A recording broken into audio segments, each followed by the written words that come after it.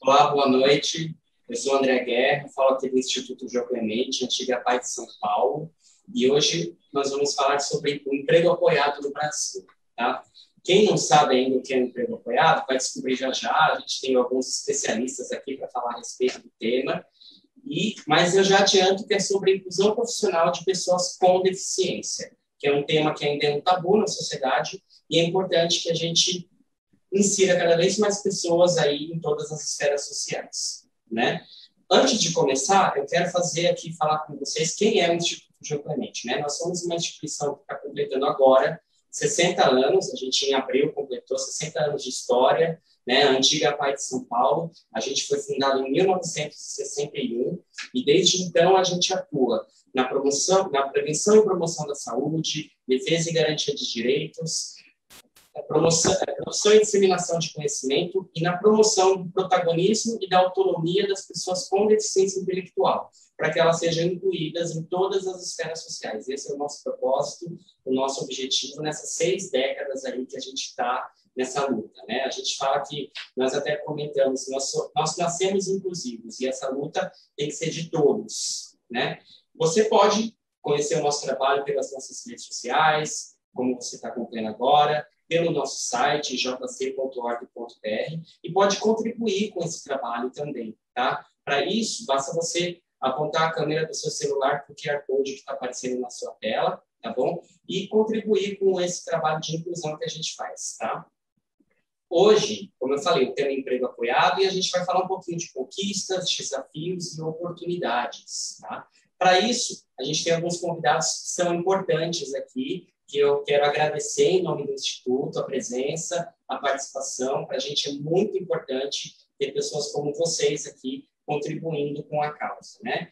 Então, eu quero apresentar o professor Romeu Sasaki, que trabalha na área de atenção a pessoas com deficiência desde 1960, como praticante e consultor em colocação laboral tradicional, emprego apoiado, educação inclusiva, inteligências múltiplas, entre outros, né? Muito legal. Desde 1979, o professor Romeu é ativista no movimento político das pessoas com deficiência. Em 1994, foi autor da primeira colocação laboral no Brasil via emprego apoiado. Em 2014, participou da criação da Associação Nacional do Emprego Apoiado, a ANEA, na qual foi presidente nas gestões de 2014 e 2018. Além disso, traduziu e escreveu diversos livros sobre o tema. Muito obrigado, professor, o senhor está participando aqui com a gente. Outra convidada nossa é a Patrícia Stankovic. Ela é psicóloga, psicanalista, especialista em psicologia, mestre em psicologia da saúde, escritora, palestrante, coautora de livros, autora do projeto Mais Inclusão, que, aliás, eu convido você a conhecer o projeto, que é muito bacana, tá? Ela tem participação no Spotify, no Deezer, e é colunista na Rádio CBN de Maceió. Muito obrigado, viu, Patrícia, de você participar aqui com a gente. Tá? Aqui do Instituto, nós temos o Flávio Gonzalez, que ele é psicólogo, especialista em inclusão profissional e executivo de negócios sociais aqui da nossa organização. E temos aqui comigo o Vitor Martinez, que é pedagogo, especialista em inclusão e supervisor do serviço de inclusão profissional e longevidade aqui no Instituto também. Vale lembrar que a nossa live conta com apoio na tradução em Libras dos intérpretes Gregory e depois Andréa, alunos do curso de capacitação da FENEI de São Paulo. Também agradeço a participação, o desprendimento de vocês em colaborar voluntariamente aqui com a nossa causa, tá? Então, assim, eu quero começar essa roda de conversa. Eu gostaria que vocês... Vou direcionar uma pergunta aqui e fiquem à vontade de comentar as respostas um do outro. A ideia é a gente disseminar conhecimento para que a sociedade entenda a importância da inclusão social das pessoas com deficiência, tanto intelectual, que é a nossa causa, como outras, tá bom? Então, professor Romeu, muito boa noite. Mais uma vez, obrigado do senhor estar aqui com a gente. E aí, nós estamos sabendo que o senhor foi uma das principais pessoas aqui na questão da implementação do emprego, da metodologia do emprego apoiado no Brasil, né? O que é essa metodologia, quando e como isso aconteceu aqui no Brasil? Pois não, boa noite a todos. Vou fazer uma autodescrição. Eu nasci no Brasil, né, em São Paulo, aliás, em Mato Grosso do Sul. Meus pais vieram do Japão e eu tenho a feição oriental, portanto, né, uso óculos de armação preta, sou calvo e estou vestindo uma camisa azul marinho. E atrás de mim uma parede branca. Bom, a implementação da metodologia de emprego apoiado no Brasil teve várias fases, mas eu vou resumir para duas fases, né? Exatamente aquele comecinho, como que começou e quando, tá bom? Então, vou chamar de primeira fase, começa em 1987, portanto, 34 anos atrás, o brasileiro Luiz Carlos Dutra, que nós chamamos como Dutra, me informou que no ano anterior, que foi 1986, o governo dos Estados Unidos regulamentou a prática da metodologia do emprego apoiado. E aquela foi a primeira vez na minha vida que eu fiquei sabendo da existência do conceito, da teoria, da prática, da metodologia e da legislação sobre o emprego apoiado, que tem uma proposta revolucionária desde aquela época, né? Porque inverteu o processo de colocação no mercado de trabalho, principalmente das pessoas que encontram mais dificuldade para entrar nesse mercado de trabalho. Então, eu disse para o Dutra que eu me interessei pelo assunto e gostaria que ele me ajudasse com mais informações. O que ele fez durante 7 anos, de 87 a 93, mandando para mim por escrito, em carta ou telefonema, e até enviando publicações via aérea. Então, fiquei 7 anos me preparando para um dia vir a praticar essa metodologia. Então, durante esses 7 anos também, o Dutra me convidou, por conta do programa de emprego apoiado de pessoas surdas e pessoas surdo-cegas, do qual ele era diretor, para ir lá aos Estados Unidos. Fiquei 3 vezes lá, em loco, vendo o programa dele e visitando entidades que tinham um programa de emprego apoiado. E também o Dutra me levou para algumas empresas que já tinham contratado pessoas com deficiência mediante o emprego apoiado, que ele mesmo encaminhou através do programa dele. E aí, então, vem a segunda fase, né? Que em 1994, eu tive uma oportunidade que me emocionou demais, né? Me tomou bastante atenção, bastante cuidado e muita emoção para fazer a primeira colocação laboral no Brasil via emprego apoiado. E é onde, então, entra a história do Marco Antônio Ferreira Pellegrini, que ficou com tetraplegia uns 3 anos antes disso, tetraplegia total, né? Decorrente de tiros que ele levou nas costas quando estava sendo assaltado na frente da casa dele. Após a reabilitação física dele, a perícia médica deu o laudo de aposentado por invalidez permanente, né? E foi aí que eu conheci o Marco Antônio. Entrei na vida dele, a vida dele cruzou com a minha e tivemos essa maravilhosa experiência. Ele queria sair da aposentadoria para ser recontratado pela mesma empresa estatal onde ele trabalhava até ser assaltado. Diante da complexidade e da desafiadora situação do Marco Antônio, apliquei, então, a metodologia de emprego apoiado, deu tudo certo e, pela primeira vez na história do INSS, ele revogou aquele laudo de aposentadoria e emitiu o laudo de apto para o trabalho competitivo. E o Marco Antônio é sucesso até hoje, né? Mais de 30 anos depois. Muito bem. Deixa eu só fazer uma observação aqui. Até o pessoal que já está entrando aí está observando que a gente está sem máscara aqui. Mas nós estamos num ambiente controlado e o distanciamento aqui está medido para ser mínimo prescrito aí, mínimo orientado, tá? Pelas autoridades de saúde. Então, podem ficar tranquilos, tá bom? Eu também não fiz a minha apresentação, né? Eu sou branco, de cabelos curtinhos e castanhos e olhos castanhos e barba por fazer. Estou sentado numa cadeira com uma camiseta branca com o logo de 60 anos do Instituto João Clemente, tá, ok? Podem seguir. Eu gostaria até, emendando um pouquinho da resposta aqui, né, do professor, gostaria de perguntar para o Flávio, né? que também atuou aqui desde o começo, aqui, né, há muitos anos já, na metodologia do emprego apoiado aqui no IJC. Flávio, como foi a implementação? Por que o IJC implementou essa metodologia do emprego apoiado e como foi isso? Qual foi o impacto disso para as pessoas com deficiência intelectual que nós apoiamos aí desde 1961, né? 61. Bom, boa noite a todos, né? Primeiro, fazer minha autodescrição, né? Eu sou um homem branco de 50 anos, tenho cabelo castanho, uma barba grande, já meio grisalha, né? Estou de óculos, camisa azul, e ao meu fundo tem um armário, né? Estou na minha casa em home office, falando com vocês. Então, é um prazer estar aqui, um prazer estar, né, com o Romeu, né, que é com certeza a nossa referência maior, e com a Patrícia, né, e também agradecer aos intérpretes. Bom,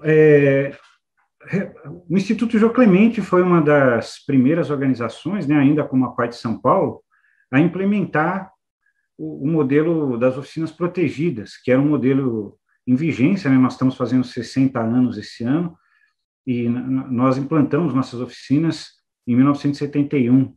Né? E foi um modelo que teve a sua importância histórica, mas já de alguns anos para cá, né? Desde a partir dos anos 2000, enfim, se começou realmente uma preocupação se esse era o modelo mais adequado. Né? E a partir daí, o Instituto tentou buscar no mundo qual era, enfim, a melhor metodologia para a inclusão de pessoas com deficiência. Né? Foi aí que chegamos, né, na metodologia de emprego apoiado, né, que já tinha, né, o Romeu Sasaki como referência, como uma pessoa que trouxe realmente a metodologia para o Brasil. E nós, a partir de 2013, então resolvemos, nós já tínhamos em 2010 fechado a escola especial, por passarmos a acreditar integralmente no modelo de educação inclusiva, né, e seguindo esse mesmo caminho, achamos que realmente era o momento de interromper esse modelo das oficinas protegidas, né, que é um modelo onde a pessoa fica muito tempo na instituição, né, e passamos a adotar a metodologia de emprego apoiado. Recebemos apoio de várias pessoas do movimento, né, até então, que era a rede de emprego apoiado, composta por algumas organizações, com o Romeu, Alexandre Betti, né, pessoas que estavam à frente desse movimento, e o impacto foi gigantesco, né, porque nós, até 2012, conseguíamos uma média de 90 inclusões por ano, e em 2013, quer dizer, no primeiro ano, no ano em que nós implantamos a metodologia, nós fizemos 280 inclusões, né? E inclusões que depois se mantiveram, né? Nós mantemos hoje uma retenção, desde então, de 90% ou mais, o que é uma prova contundente de que a metodologia funciona. Né? Então, resumidamente, né, essa é a história, né? E somos hoje, nos sentimos na obrigação, porque sabemos que muitas organizações pelo Brasil afora montaram oficinas copiando o Instituto Jô Clemente na época, né, antiga parte de São Paulo, e hoje queremos também disseminar essa metodologia para que a gente contribua também para que o Brasil inteiro adote o emprego apoiado. Muito, muito bacana. Tem algum complemento? Alguma coisa? Não, pode seguir.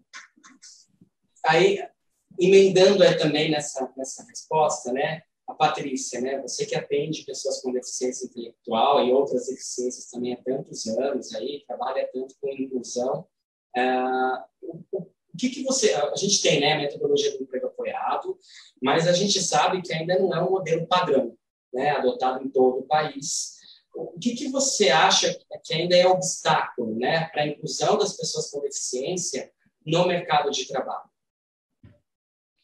Boa noite, é um prazer participar desse momento, dessa discussão, dessa ampliação de saberes, de conhecimentos e de práticas, né, em relação à inclusão. Eu vou fazer minha audiodescrição. Estou sentada, sou branca, dos cabelos castanhos avermelhados, cacheados, tenho as sobrancelhas arqueadas, o nariz fino, uma boca pequena, estou com uma camisa num tom rosado, estou com uma estante, tenho uma estante de livros atrás de mim. E o meu batizado em Libras foi... É esse o meu sinal, meu batizado em Libras. Então, eu posso listar alguns obstáculos que impedem uma efetiva inclusão das pessoas com deficiência na nossa realidade, né? Dentre eles, o isolamento social que essas pessoas vivem, que essas pessoas são partícipes, né? Muito antes de vir uma pandemia, quando nós estamos isolados, as pessoas com deficiência já vivem em reclusão há muito tempo.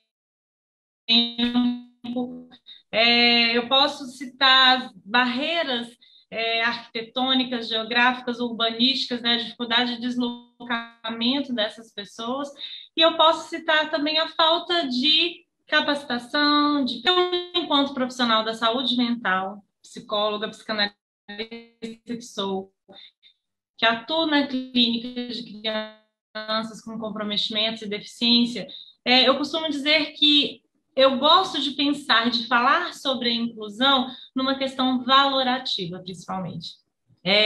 Que olhar nós temos, que olhar que essa família tem, né, que olhar que a sociedade social tem sobre as pessoas com deficiência, sobre as pessoas que são diferentes, né? O que nos atravessa enquanto sujeitos, enquanto pessoa, a nossa constituição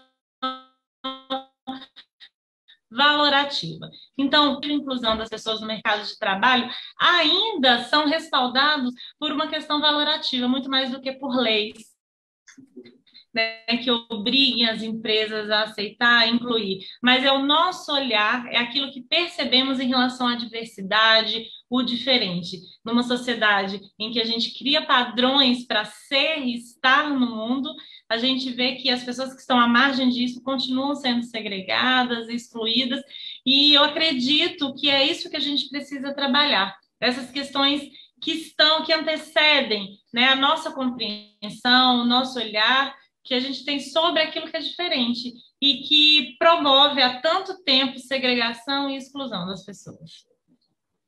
Então, é uma questão muito mais cultural, né, da sociedade do que só aplicar uma lei, né? A lei de cotas, né, que, aliás, a gente vai falar dela, né? É isso. Isso. Eu não quis dizer, André, só reiterando, que as leis são extremamente importantes, elas dão respaldo a isso, mas é preciso trabalhar principalmente a valoração, a compreensão que nós temos sobre o diferente, né? Sobre uma pessoa que tem um comprometimento ou uma deficiência, o que é aquilo que nos incomoda, né? Que necessidade é esse que nós temos de padronizar, né? E encontrar justificativas para que a gente não lide com aquilo que é diferente, com aquilo com a diversidade. Então, as leis são extremamente importantes, mas é preciso trabalhar essas questões psicológicas, emocionais, o olhar que a gente tem sobre o ser humano. Tá certo. E falando também sobre essa questão de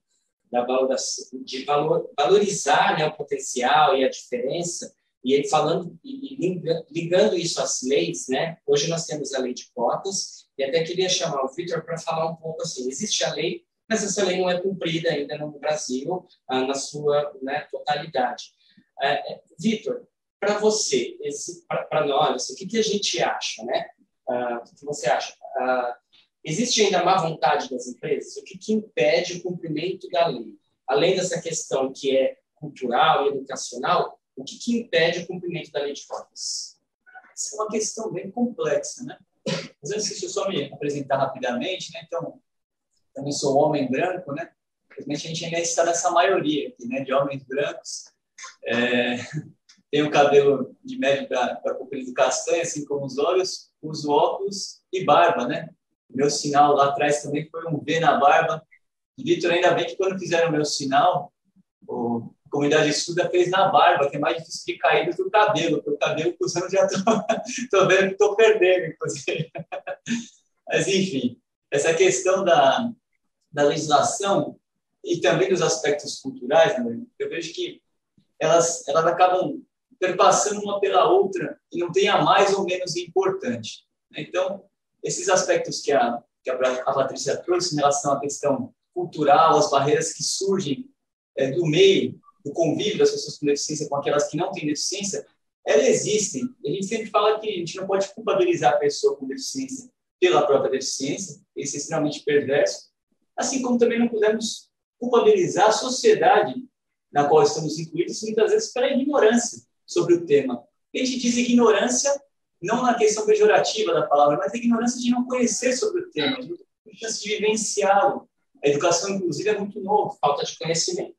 Exatamente, exatamente. Essa ignorância nesse aspecto. Às vezes a gente não consegue dar aquilo que não teve em algum momento. Então, esse aspecto ele pesa, sim, é uma questão bastante importante a gente trabalhar a formação das empresas, das escolas, e de todo mundo que faz parte dessa sociedade para se tornar mais inclusiva. Mas o outro aspecto, que é tão importante quanto, é relativo à questão das leis.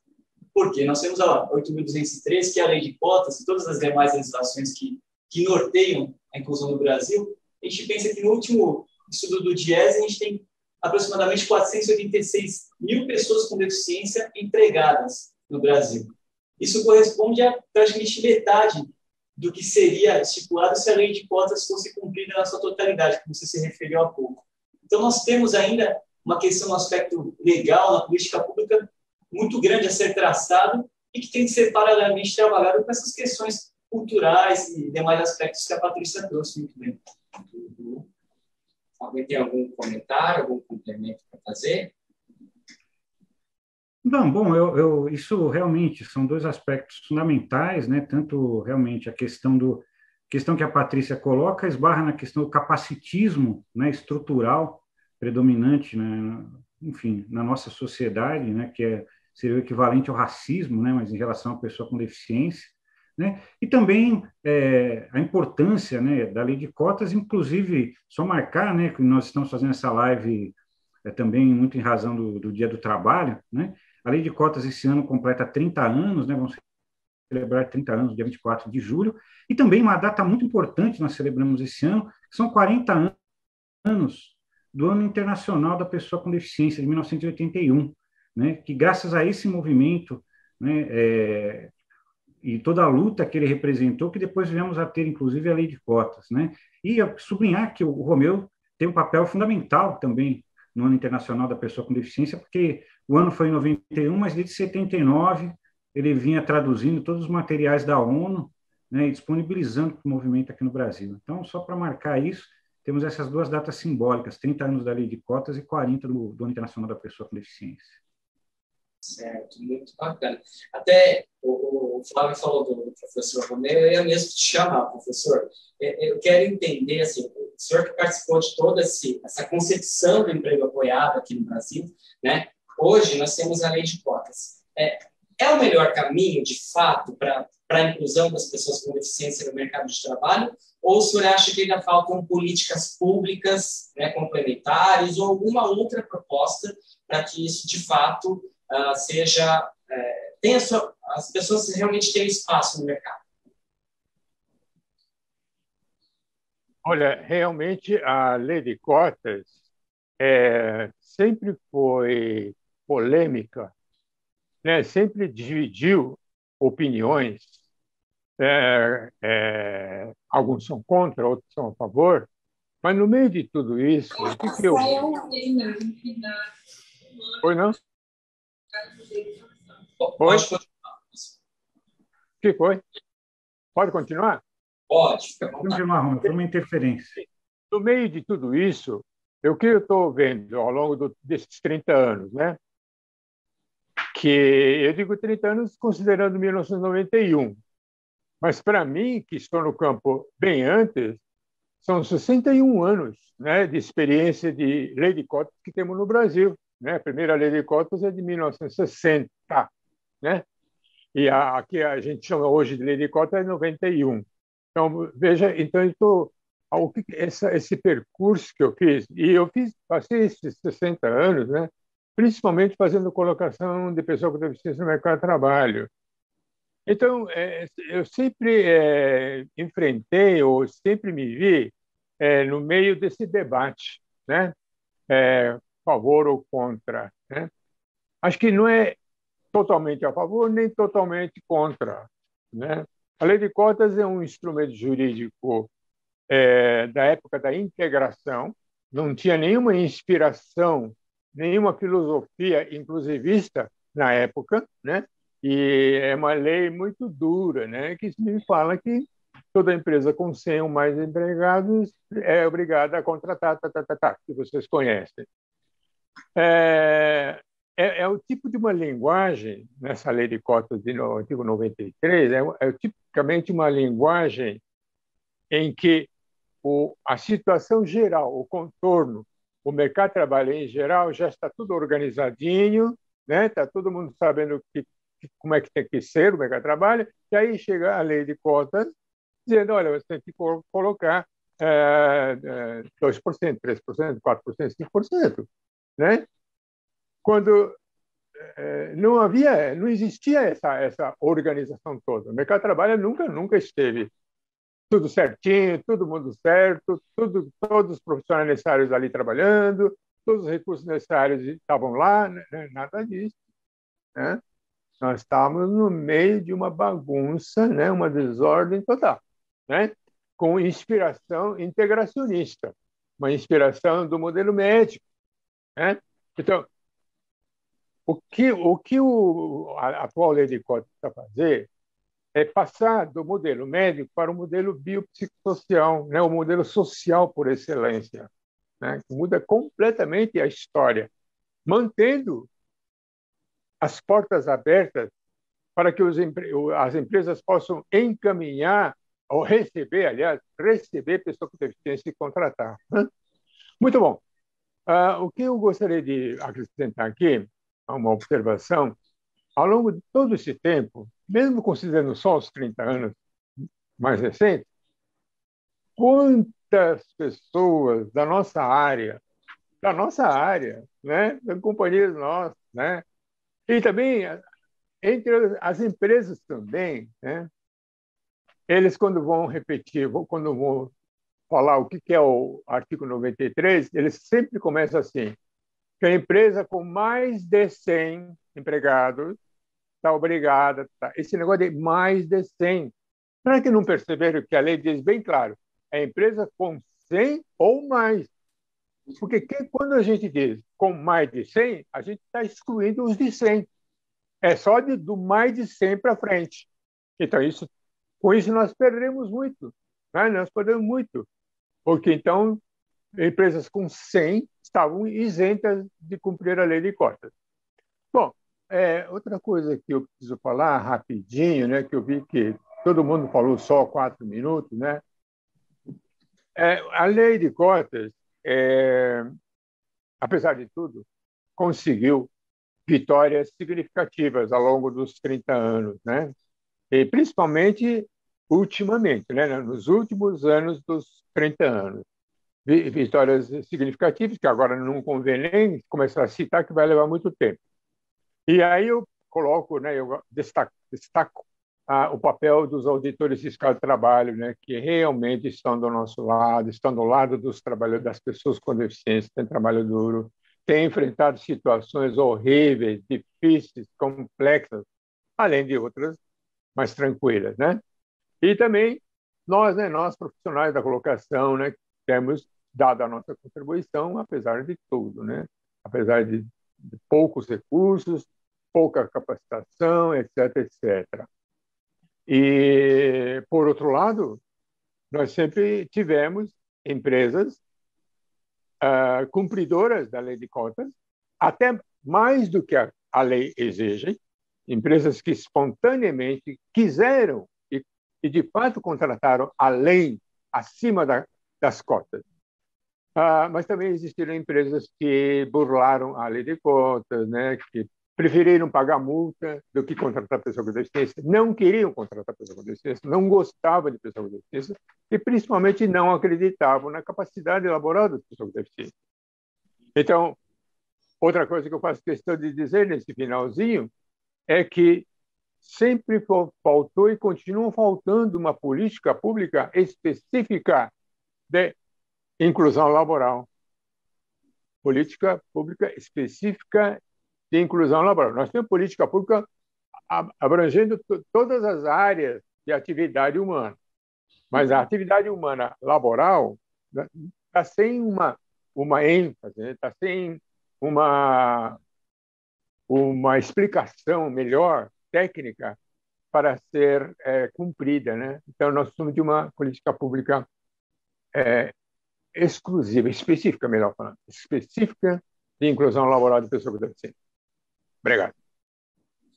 Vale ressaltar, gente, quando a gente fala de emprego apoiado, né, porque nós acreditamos que a inclusão, né, no mercado de trabalho da pessoa com deficiência não é só a contratação, né? Primeiro a gente inclui na empresa para depois qualificar. A inclusão é tudo isso, não é a inserção, é muito mais do que isso, né? E a lei de cotas, ela tem um papel, sim, de promover isso, porque quando as empresas, as pessoas não têm o conhecimento, a lei ajuda para que pelo menos oriente essas empresas a cumprirem todo esse programa de inclusão, né?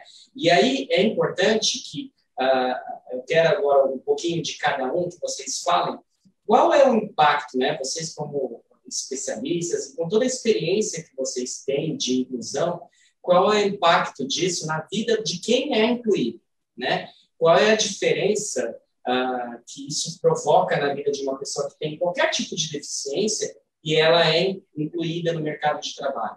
Eu queria começar com a Patrícia, mas aí depois vocês vão alternando aí. Bom, eu queria antes agradecer novamente o convite por estar aqui com o professor Romeu, que me baseei muito em seus textos, professor, aqui, na minha atuação clínica, no meu projeto de inclusão aqui em Alagoas. Inclusive, eu tenho um quadro, né, de circulação numa rádio aqui, que eu falei sobre as terminologias sobre deficiência na era da inclusão, baseada em textos seus. Então, é um prazer estar aqui, assim como estar com o Flávio também. Bom, os impactos no desenvolvimento de uma pessoa com deficiência, eu acredito que o mais importante, o principal deles, é o de pertencimento. Né? É o de se sentir pertencente a um contexto social, cultural, político, econômico. Isso afeta a sua autoestima, isso afeta a sua percepção de si e do mundo que ele vive.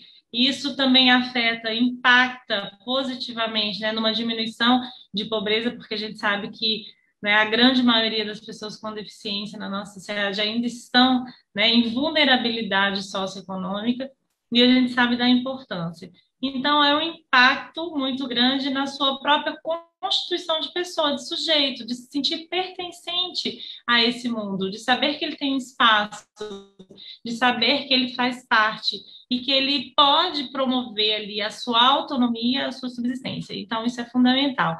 Agora, puxando o link, André, disso com aquela questão anterior que eu respondi, e aí depois eu quero também ouvir a opinião, né, do professor Romeu e até do Flávio, que é colega também, né, psicólogo, de lidar também e principalmente com as famílias dessas pessoas que têm deficiência, para que elas se sintam autorizadas e acreditem no potencial dos seus filhos, para que eles possam também se acreditar, né, ter uma visão de si diferente, se sentindo capaz, sentindo que pode e que vai conseguir estar no trabalho, estar na sociedade de uma maneira diferente, mas que ele vai pertencer. Né? Então, é fundamental a gente trabalhar com essas famílias. Eu vejo a grande dificuldade, não só de trabalhar o contexto social, esse olhar que a sociedade tem, a questão valorativa, o que a gente compreende sobre deficiência, né? O que é deficiência? Então, a deficiência a gente pode pensar numa inter-relação entre a questão biológica, mas uma questão também social, econômica, cultural e histórica. É a compreensão que nós temos sobre a deficiência, sobre a incapacidade, digamos assim, que essa pessoa teria de estar no mercado do mundo laboral. Patrícia, deixa eu aproveitar a sua observação e agradeço, né, a menção que você fez, né, ao meu trabalho, e queria dizer o seguinte: eu concordo plenamente e faço aqui a seguinte observação. O emprego apoiado, na sua metodologia, sempre colocou a família como parte da equipe. Tanto é que a metodologia do emprego apoiado usa o planejamento centrado na pessoa.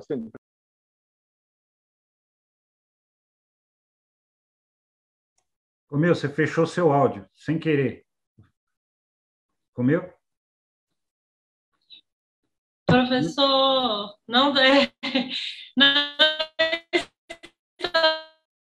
estou escutando. Comeu, você fechou seu áudio sem querer. Ou aconteceu. Tenta desbloquear o microfone. Eu acredito que foi alguém que bloqueou, porque houve uma interferência, Flávio. O meu também foi bloqueado e eu desbloqueei aqui.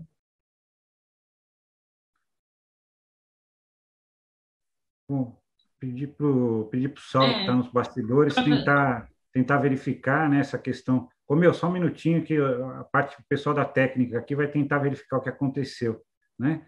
Mas só aproveitando, eu também quero depois ouvir o Vitor sobre isso, né? Realmente isso que o Romeu está falando é super importante, né? Da família como parte da equipe, né? A gente sabe que existe muita resistência e uma premissa importante do emprego apoiado, já vou te devolver, Romeu, uma premissa importante do emprego apoiado é o que nós chamamos de presunção de empregabilidade, que é uma mudança no modelo mental, não só dos profissionais, quanto das famílias, quanto de todos, né, da sociedade inteira, inclusive da própria pessoa, né? Então, é presumir que a pessoa é empregável desde que você disponibilize os apoios que ela precisa. Essa é uma premissa importante, né? E isso é uma coisa que você tem que, como nós vivemos uma sociedade capacitista, de um modo geral, a sociedade inteira subestima a capacidade da pessoa.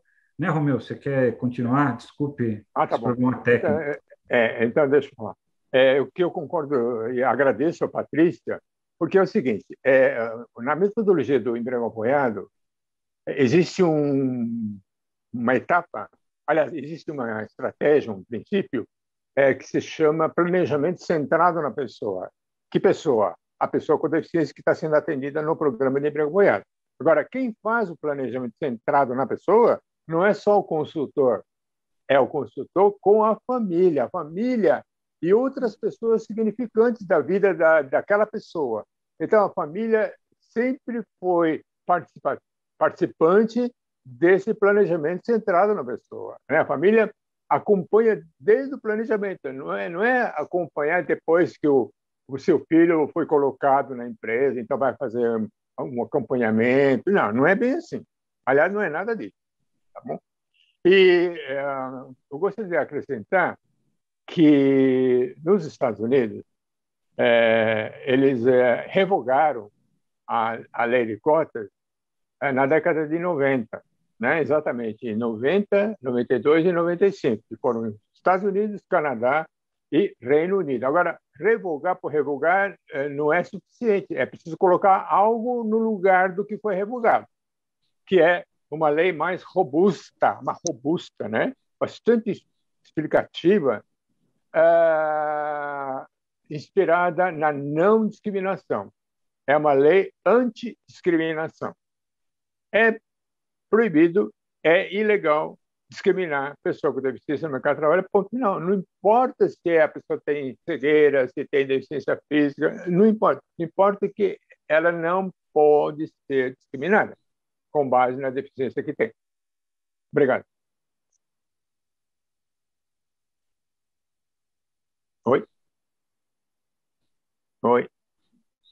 Alô? Tá mudo. Vitor, aí tá fechado também o microfone. Né? Enquanto Saulo vê, né? Nós temos também... Oi, o que eu falei não entrou, Entrou sim. Entrou. Entrou. E eu só ia complementar que nós temos um projeto de lei tramitando no Brasil sobre emprego apoiado, não é? Certo. Que é uma política necessária para que a gente consiga realmente que o emprego apoiado seja melhor disseminado no Brasil e tenha uma política pública, né, em torno do emprego apoiado. Isso mesmo. Né? O Vitor agora foi desbloqueado. Pode falar, Vitor, fazer seu parecer também, tentar capturar um pouquinho do que foi dito e da pergunta que o André fez, né, a pergunta de R$1 milhão, né, ou muito mais que isso. E pegar um gancho que a Patrícia começou respondendo, né? Tentando linkar um pouquinho com o planejamento centrado na pessoa, que o Romeu citou do emprego apoiado. Essa questão de atribuir, né? Atribuição e pertença, ela tem muito a ver com essa construção da identidade, né? Tanto numa perspectiva sociológica, uma perspectiva psicanalítica.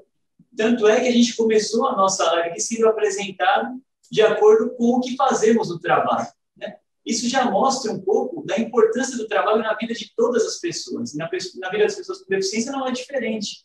Então, para a gente que trabalha nessa frente, que está no emprego apoiado, a empregabilidade da pessoa com deficiência significa muito mais do que somente uma forma de conseguir obter a renda, que também é importante, mas significa a possibilidade da pessoa construir a identidade dela com autonomia, da forma que ela bem entender. Eu acredito que isso seja um fator decisivo nesse sentido. Muito bacana. A gente vai ter que encerrar, o assunto está muito legal, mas essa é a primeira de muitas lives aí sobre o tema que a gente está realizando esse ano, né? A gente já fez algumas no ano passado, esse ano é a primeira sobre esse assunto, e aí a gente vai seguir ainda com um cronograma. Até o final do ano tem muito assunto para, né, para falar a respeito disso. Eu quero agradecer a presença de todos vocês aqui, dos nossos convidados. Eu acho que é importante que a sociedade, quem está participando, quem está assistindo, a gente entenda que a inclusão sempre é o caminho para uma sociedade justa, para uma sociedade com equidade, né? Uma sociedade que seja plena para todos. Nós aqui do Instituto, nós trabalhamos por isso. Então, a gente tem que reconhecer as habilidades das pessoas com deficiência, a gente tem que ver que todos têm potencial, cada um tem suas peculiaridades, né? Diferentes, todos nós somos, mas somos iguais, né? Em muitos aspectos. Então, é sempre muito bom falar sobre isso, mas seria melhor, né, a gente ter muito mais a comemorar, né? A gente tem 400 mil pessoas com deficiência trabalhando, mas tem 400 mil que ainda precisam ser colocadas no mercado. Então, acho que essa é uma sementinha que a gente planta a cada dia. É importante que todos se conscientizem, tá? Então, muito obrigado, tá? A presença de vocês. Quem quer contribuir com o nosso trabalho, mais uma vez eu repito, é só apontar a câmera do seu celular para o QR Code que está aparecendo aí na nossa tela. Acompanhe a gente nas redes sociais, acompanhe a Patrícia, acompanhe o professor Romeu, que são especialistas no tema. Acompanhe o projeto Mais Inclusão, que é muito bacana, tá, gente? Entra lá nas redes sociais. Patrícia, você pode até falar as redes sociais do projeto, antes da gente finalizar. Bom, eu tenho um projeto aqui de inclusão, tentando disseminar um pouco a informação, o conhecimento, a prática, fazendo uma interlocução entre a área da saúde e a educação, para que a gente possa trazer informação e conhecimento não só para os profissionais, como para as famílias das pessoas com deficiência aqui no estado de Alagoas, transportando barreiras também. Nós já fizemos vários eventos aqui, congressos, seminários, workshops, né? Eu tenho esse quadro na rádio em que eu falo da inclusão escolar, social, laboral. Utilizo como referência também o professor Romeu, que é um ícone na área da inclusão. Fiz uma parceria com vocês, com o Instituto João Clemente, pelo belo trabalho que vocês realizam, atendendo as pessoas aí em vulnerabilidade, né? Fomentando uma participação maior das pessoas e não só o tratamento. Então é isso, agradeço pelo convite. Obrigada, Flávia, obrigada, professor, Vitor, e a você, André. Professor também pode falar como o pessoal te encontra aí nas redes sociais, porque é muito bacana conhecer o seu trabalho, então pode falar aí suas redes sociais, como o pessoal encontra o senhor. Bom, meus amigos, eu fiquei sabendo, né, estava acompanhando a divulgação desta live nesses últimos dias, e realmente um grande número de pessoas me escreveu apoiando e me parabenizando, e alguns até já tendo decidido assistir a esta live, né? E eu espero que esse interesse, esse apoio continue cada vez mais, né? Para que nós possamos levar o emprego apoiado para muito mais pessoas que estão precisando desse emprego apoiado e e, digamos, divulgando isso em todo o Brasil, em todos os municípios do Brasil. Esse é o papel, inclusive, da Associação Nacional do Emprego Apoiado, a ANEA. Obrigado pela atenção e pelo apoio. A gente que agradece. Para vocês que fizeram perguntas, comentários aí nas nossas redes sociais, não dá tempo da gente responder, infelizmente a gente tem que encerrar, mas depois a gente vai responder aí para vocês, para cada um aí, personalizado aí as dúvidas, tá? Os comentários de vocês, tá bom? Então fiquem de olho aí que a gente vai dar as respostas aí ao longo dos próximos dias, tá bom? Quero agradecer a audiência de vocês, agradecer os participantes mais uma vez, e nós, do Instituto Gil Clemente, estamos de portas abertas para a sociedade, para mostrar o nosso trabalho e para que vocês entendam o que é inclusão, né? E qual a importância disso, tá bom? Muito obrigado e boa noite para todos.